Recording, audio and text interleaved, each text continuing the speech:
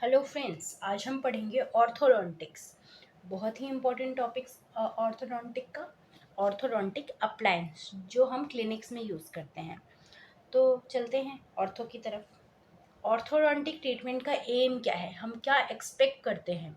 हम चाहते हैं कि एस्थेटिक्स अच्छी हो, एस्थेटिक इम्प्रूव हो, ओरोफेशियल रीजन का जो फंक्शन है वो मेंटेन रहे।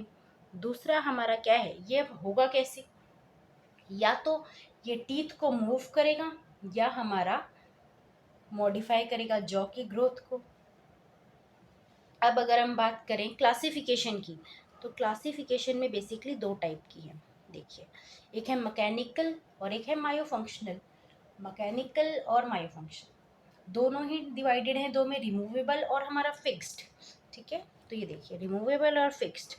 अब हमारा मैकेनिकल में कुछ मैकेनिक्स इन्वॉल्व है, मतलब एक्टिव कंपोनेंट यूज करके टीथ पे सपोर्टिंग टिश्यूज पे प्रेशर लगाता है। एक्टिव कंपोनेंट है वो इलास्टिक्स, स्प्रिंग्स, स्क्रू, ये सारी चीज़ें। See supporting tissue active component, okay. Then myofunctional appliance. Myofunctional appliance का एक क्या है कि बेसिकली दोनों आर्चिस को इंगेज करता है, इंगेज करता है दोनों आर्चिस को, और मैंडिबल को रेस्ट पोजीशन से क्या रखता है, दूर। ओके, अब ये भी मायोफंक्शनल, क्या समझ आ रहा है, मायोफंक्शनल मसल का यूज करता है। ये क्या करेगा, मसल को यूज करेगा। ये एक लूज फिटिंग है, पैसिव अप्लायंस है। नेचुरल जो फोर्स है मसल की वो कंट्रोल करेगा, टीथ और डेंटिशन पे जो फोर्स आ रही है उसे कंट्रोल करेगा बेसिकली। और हमारा क्या है, बेसिकली कंट्रोल किया और हमारा एक्टिव कंपोनेंट यूज नहीं करेगा। ये या तो रोकेगा फोर्स को, जॉ डिस्क्रिपेंसीज को ट्रीट करेगा। ठीक है, ये है हमारा मायोफंक्शनल अप्लायंस, ये गाइड करेगा हमारी ग्रोथ को, नेचुरल पेरिओरल मसल्स को। ओके, ठीक है, जॉ डिस्क्रिपेंसीज। अब हम बात करें रिमूवेबल अप्लायंस की बात करें, तो रिमूवेबल अप्लायंस, ये हमारा रिमूवेबल अप्लायंस की बात कर रहे हैं, तो ये हमारा सिंपल टिथ मूवमेंट के लिए यूज होता है, जो कि है हमारी टिपिंग। ओके, अब हम बात करेंगे एडवांटेजेस। रिमूवेबल और फिक्स के बीच में एडवांटेज क्या है।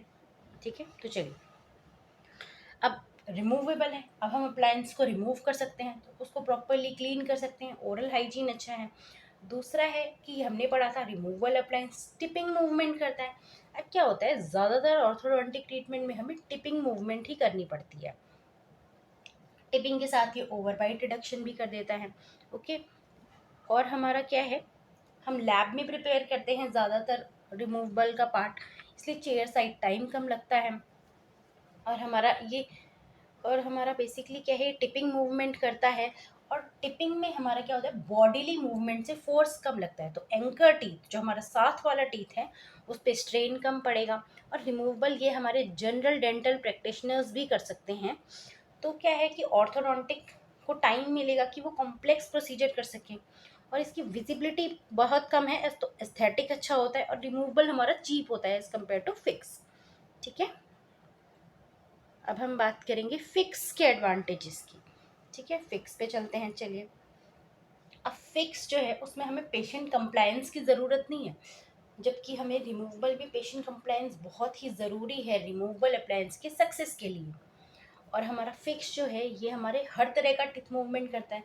रिमूवेबल में हमने देखा था वो टिपिंग मूवमेंट करता है, ये हमारा tipping, bodily intrusion, extrusion, rotation, हर तरह की मूवमेंट करेगा, कॉम्प्लेक्स प्रोसीजर करेगा, प्रिसाइज मूवमेंट करेगा, प्रिसाइज ऑक्लूजन रिकॉर्ड करेगा, और बहुत सारी टीथ मूवमेंट एक साथ करेगा, तो ड्यूरेशन जो है ट्रीटमेंट का वो कम हो जाएगा।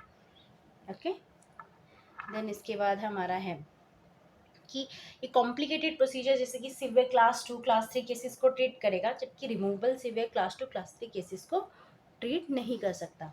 और हमारा क्या है, फिक्स जो है अप्लायंस, उसका बेटर कंट्रोल होता है ओवर एंकोरेज।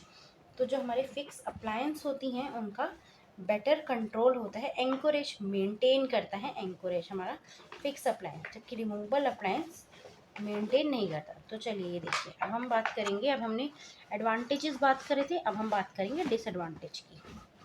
ठीक है, तो see disadvantage of removable and fix appliances. See, तो रिमूवेबल का डिसएडवांटेज क्या है, अभी हमने पढ़ा पेशेंट का कॉपरेशन बहुत ज़रूरी है रिमूवेबल के लिए, ताकि सक्सेस हो प्रोसीजर। और हमारा टिपिंग मूवमेंट ही कराता है ये, सिर्फ बहुत मेजर लिमिटेशन है ये। और हमारा मल्टीपल टीथ मूवमेंट कराना पड़ेगा तो टाइम बहुत लगेगा, ट्रीटमेंट ड्यूरेशन बढ़ जाएगा, मल्टीपल रोटेशन पॉसिबल नहीं है इससे। ठीक है, दूसरा हमारा है कि हमारा रिमूवल का डिसएडवांटेज है कि इसको हमारा क्या है, अगर हम एक्सट्रैक्शन करते तो वो जो रेजिडुअल स्पेस बचता है उसको क्लोज करना डिफिकल्ट है रिमूवल अप्लायंस से by forward positioning of posterior teeth, क्योंकि वो क्लोज कैसे होगा जो स्पेस है, उसके लिए हमें जो पोस्टीरियर टीथ है उसकी फॉरवर्ड पोजीशनिंग करनी पड़ेगी। अब हमारा रिमूवल में ये चीज़ पॉसिबल नहीं है, जबकि फिक्स में हम वो जो ऑर्थोडोंटिक ट्रीटमेंट के लिए एक्सट्रैक्शन किया है उसके स्पेस को क्लोज कर सकते हैं। ठीक है, और हमारा और भी जो डिसएडवांटेज है उस पर चलते हैं। अब रिमूवेबल है तो मिसप्लेस हो सकता है, डैमेज हो सकता है, और अभी हमने पढ़ा कि ये severe class 2 class 3 malocclusion with severe growth pattern को ट्रीट नहीं कर सकता। और फिक्स की बात करें वहीं तो ओरल हाइजीन मेंटेन करना फिक्स में डिफ़िकल्ट है, बनाने में बहुत टाइम जाता है, विजिबिलिटी ज़्यादा है तो एस्थेटिक अच्छा नहीं, काफ़ी एक्सपेंसिव है। डैमेज अप्लायंस, अगर अप्लायंस डैमेज हो गया तो फिक्स है तो पेशेंट रिमूव नहीं कर सकता। और हमारा नेक्स्ट चीज़ है कि हमारा अनवांटेड टिथ मूवमेंट सबसे ज़्यादा फिक्स ही पॉसिबल है। ठीक है, अब हम बात करेंगे पैसिव और एक्टिव अप्लायंस के बीच का डिफरेंस। अब बात करें active, active appliance active component को यूज़ करके फोर्स लगा के टिथ की मूवमेंट कराता है। पैसिव जो आइडियल टिथ की मूवमेंट हो चुकी है उसको वहीं रोकता है, रिटेन रखता है। ये भी हमारे रिमूवेबल और फिक्स में डिवाइडेड है। अब हमारे अप्लायंस की आइडियल रिक्वायरमेंट पे चलें तो 4 टाइप में डिवाइडेड है हमारा, biological, mechanical, aesthetic and hygienic. Okay, अब हाइजीनिक, मैकेनिकल, एस्थेटिक में अगर हम देखें, फर्स्ट चलते हैं बायोलॉजिक में। बायोलॉजिकल अप्लायंस ऐसा होना चाहिए कि अनवांटेड टिथ मूवमेंट ना करे, डिजायर्ड टिथ मूवमेंट करे, हमारे कोई पैथोलॉजी ना करे जैसे कि रूट रिजॉर्प्शन, पीडियल डैमेज और नॉन वाइटैलिटी ऑफ टीथ। ठीक है, और हमारा ग्रोथ और फंक्शन से इंटरफेयर ना करे। ठीक है, normal growth function, unwanted teeth movement ना करे। ठीक है, और मैकेनिकल में हमारा बहुत ही सिंपल होना चाहिए इसको बनाना, बल्कि नहीं होना चाहिए, ऐसा होना चाहिए कि ये एडिक्वेट हमारा मेस्टिगेटिव फोर्स ले सके, कंट्रोल फोर्स प्रोवाइड करना चाहिए, मतलब एक एडिक्वेट ड्यूरेशन, इंटेंसिटी और डायरेक्शन में फोर्स अप्लाई करे। ठीक है, अब हम एस्थेटिक में देखते हैं। और मैकेनिकल में एक और चीज़ है कि हर तरह की मालोक्लूजन को ट्रीट करना चाहिए, applicable for each and every malocclusion. Then अब एस्थेटिक, विजिबिलिटी कम होनी चाहिए। हाइजीनिक में बेसिकली तो अप्लायंस हमारा सेल्फ क्लींजेबल होना चाहिए, बट अगर सेल्फ क्लींजेबल नहीं भी है तो ऐसा नहीं होना चाहिए कि वो हमारी क्लीनिंग में इंटरफेरेंस क्रिएट करे।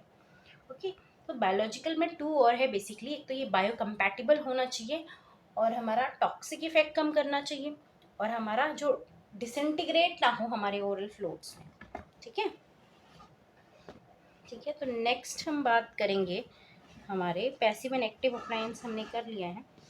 अब हम बात करेंगे हमारे रिमूवेबल अप्लायंस के बारे में, और हमारे 2 जो और बायोलॉजिकल रिक्वायरमेंट्स हैं वो भी आपको दिखाना है।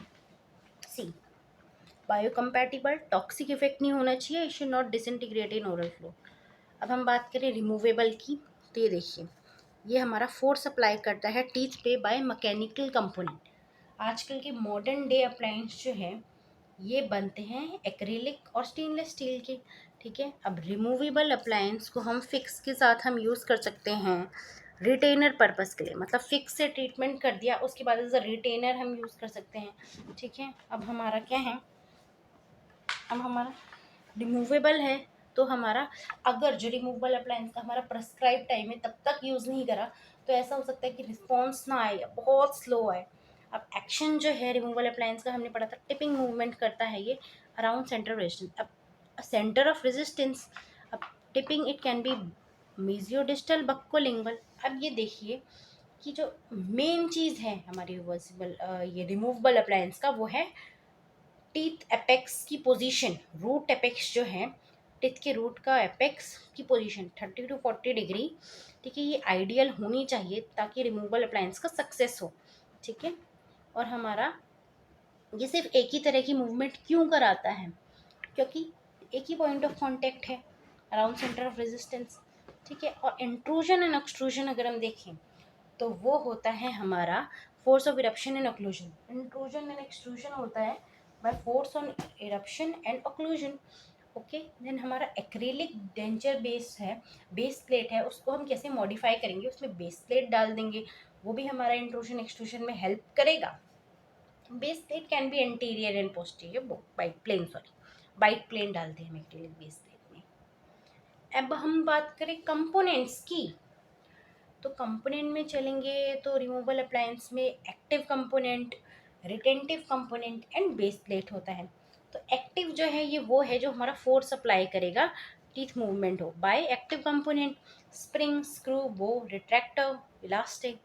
देन हमारा रिटेंटिव जो रिटेंशन, मूवमेंट नहीं होने देगा हमारे बेस अप्लायंस की, क्लास्प, ठीक है। अब हमारा बेस प्लेट, इसमें रिटेंटिव एक्टिव सारे कंपोनेंट आके इंगेज हो जाते हैं, ये एंकोरेज और रिटेंटिव रिटेंशन में हेल्प करता है, ठीक है। और हमारा क्या है, डिस्ट्रीब्यूट करेगा फोर्सेस को और रिटेंशन में हेल्प करेगा। अब किसी भी अप्लायंस की सक्सेस उसकी रिटेंशन पे बेस्ड होती है। अब ऑर्थोडोंटिक अप्लायंस रिमूवेबल का क्या इंडिकेशन है, हमने पढ़ा था कि ये कम से कम लिमिटेड टिपिंग और रोटेशन मूवमेंट करे। फिक्स के साथ हम ट्रीटमेंट के बाद एज अ रिटेनर यूज़ कर सकते हैं, मॉडिफाई कर सकता है जॉ ग्रोथ, और आर्च एक्सपेंशन में भी यूज़ हो सकता है, जैसे कि coffin spring and expansion screws. Arch expansion में यूज़ हो सकता है जैसे कि कॉफिन स्प्रिंग और एक्सपेंशन स्क्रूज। अब इसके बाद हमारा है, हम क्लास्प के बारे में जानेंगे। अब क्लास्प क्या होता है बेसिकली, अभी हमने पढ़ा क्लास्प एक रिटेंटिव कंपोनेंट है, वो हमारा यूज़ होता है रिटेंशन पर्पस के लिए, okay. C mode of action, ये अंडरकट में इंगेज करेगा, जो कंस्ट्रिक्टेड एरिया होते हैं टीथ के वहाँ इंगेज करेगा। टू टाइप का है, buccal lingual, mesial and distal. अब हमारा बक्कल लिंगुअल ये मोलर के मीजियल एस्पेक्ट में दिखेगा, और हमारा मीजियल एस्पेक्ट से देख सकते हैं, ये फुल्ली इरप्टेड टीथ में हम कर सकते हैं। बक्कल लिंगुअल अंडरकट के एग्जांपल है C clasp and J clasp Jackson. और मीजियल डिस्टल हम देख सकते हैं बक्कल एस्पेक्ट ऑफ मोलर से मोर प्रोनाउंस्ड है मीजियल डिस्टल और प्रॉक्सिमल अंडरकट, तो मोर रिटेंशन। और इसका एग्जांपल है एडम एंड क्रोजेट क्लास। अब एक आइडियल क्लास कैसा होना चाहिए, ऐसा कि रिटेंशन प्रोवाइड करें और हमारा यूज़ करें हम उसको ऐसा पार्शली इरप्टेड, फुल इरप्टेड, दोनों टीथ में ऐसा होना चाहिए।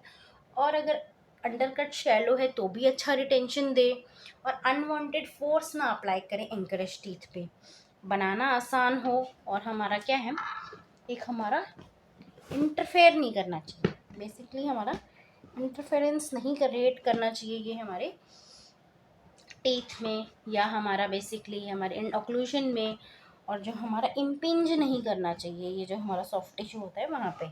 देन अब हम बात करेंगे सरकमफेरेंशियल क्लास्प की, जो कि होता है सी क्लास्प। अब ये हाफ क्लास्प है, हाफ मतलब 3/4 क्लास्प है, सरकमफ्रेंस ऑफ द टीथ और हाफ टीथ को कवर करता है, ठीक है। फैब्रिकेट करते हैं 0.9 mm स्टेनलेस स्टील वायर, ये देखिए हाफ ऑफ टीथ को कवर किया है। ये इसने इंगेज किया है बक्को सर्वाइकल अंडरकट को, एक प्रॉक्सिमल से स्टार्ट हुआ, देन गया ऊपर ऑक्लूजल सरफेस पे and as a retentive arm. अब इसको बनाना फैब्रिकेशन इजी है। डिसएडवांटेज, पार्शली इरप्टेड टीथ में नहीं यूज़ कर सकते जहाँ पे ये सर्वाइकल अंडरकट रिटेंशन के लिए नहीं हो, ओके। देन अब हम बात करें जैक्सन्स क्लास्प की, तो जैक्सन क्लास हमारा दिया था वीएम जैक्सन ने, इसको हम फुल क्लास भी कहते हैं और हमारा यू क्लास भी कहते हैं। जैक्सन क्लास को हम फुल क्लास भी कहते हैं और यू क्लास भी कहते हैं, ठीक है। ये देखिए ये है हमारा जैक्सन क्लास। अब ये पूरे अंडरकट में इंगेज करेगा प्रॉक्सिमल और हमारा बक्को सर्वाइकल, और हमारा ये हमारा बेसिकली बना कैसे रहे हैं 0.9 mm स्टेनलेस स्टील वायर, ठीक है। एंड कर रहा है जी ओक्लूशल रिटेंटिव आर्म, सिंपल है बनाना, एडिक्वेट रिटेंशन। डिसएडवांटेज क्या है कि अगर पार्शली इरप्टेड टीथ है मतलब तो फुल रिटेंशन, ये प्रॉपर रिटेंशन जितनी चाहिए उतनी नहीं देगा। Thank you so much.